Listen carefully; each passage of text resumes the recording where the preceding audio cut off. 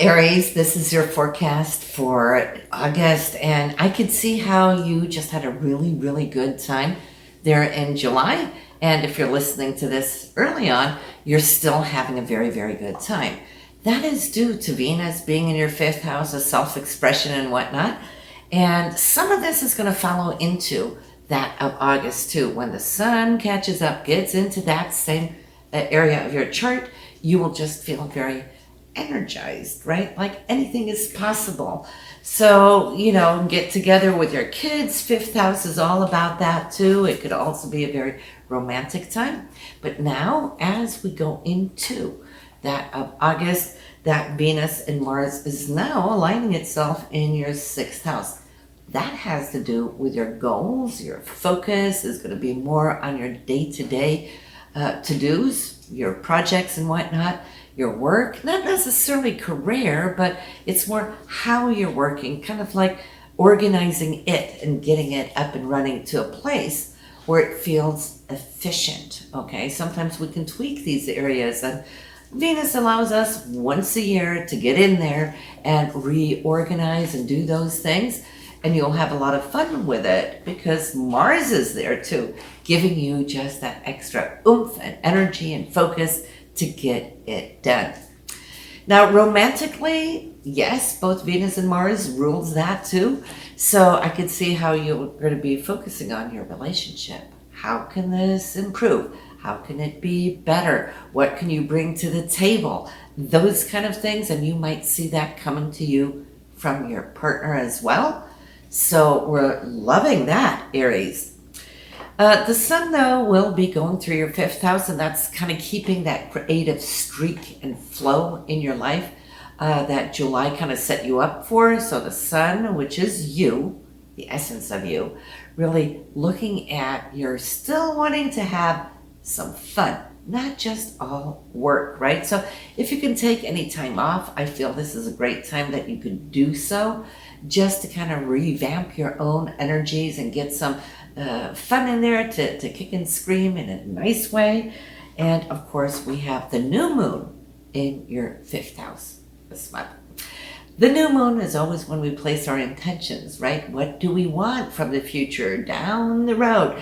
Well, you're pretty much, since you're in the fifth house, looking at your confirming to the universe that you want to keep this flow of creativity, of self-expression, of joy, fun, and play, wanting to kind of move that in to the oncoming months. I want more of this. That's what you're going to be asking from the universe on the new moon, which will be August 8th.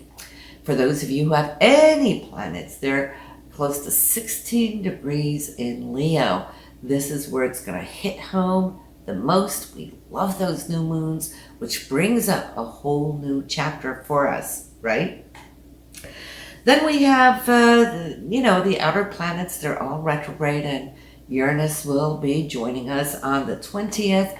So it kind of slows down. The rest of your chart is slowing down. So if you're wondering why things aren't moving as quickly, well, when we have Jupiter, Saturn, Uranus, Neptune, Pluto, all of them like slow, all right, we may not feel them the same way as when we feel our personal planets go retrograde.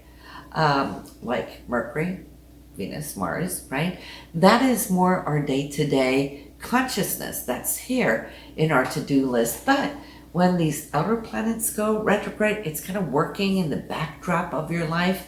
So, but the good thing, even though we have a slowdown, can be frustrating for some of us. However, the upside of retrogrades is that there's opportunities that might have come into your life in the past, and maybe you didn't have time to act upon them, right? Now is a good time to revisit those opportunities to see if something can come from it.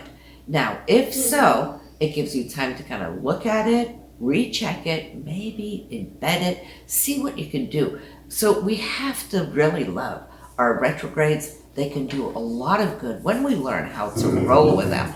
And here's Inky. She's probably wanting to go out the front door to see if there's anybody outside walking here in this early morning. But we're going to talk about that full moon first before I let you go. just hang on a little bit, Inky. Full moon is going to be 29 degrees in Aquarius. That is going to end up in your 11th house for social activities, okay? This could be a great time to regroup with your friends, to see what you guys can share together. It's also your community as far as your peers out there, right? All in the social activity area of your life. That's going to be on August 22nd, where you're going to feel that a lot of this is going to be illuminated for you, and you can do a lot of fun here with your friends. So right before it hits home there at 29 degrees, it's going to be passing over both Saturn and Jupiter. So these planetary energies are going to be kind of in the focus, in the limelight as well. So for those of you who have been working on anything structural that Saturn can represent, or even karmic, Saturn rules that too, that might come into the focus. And where you've been working at wanting to expand, Jupiter expands everything, and it is in the house of your social activities and friends and hopes and dreams. Well, the full moon will bring this to the forefront as well. So that's a great time. Pay attention there to just around the 22nd. So that's a short and the skinny this month for you, Aries. I will see you again next month. So in the meanwhile, have a good one. Bye now.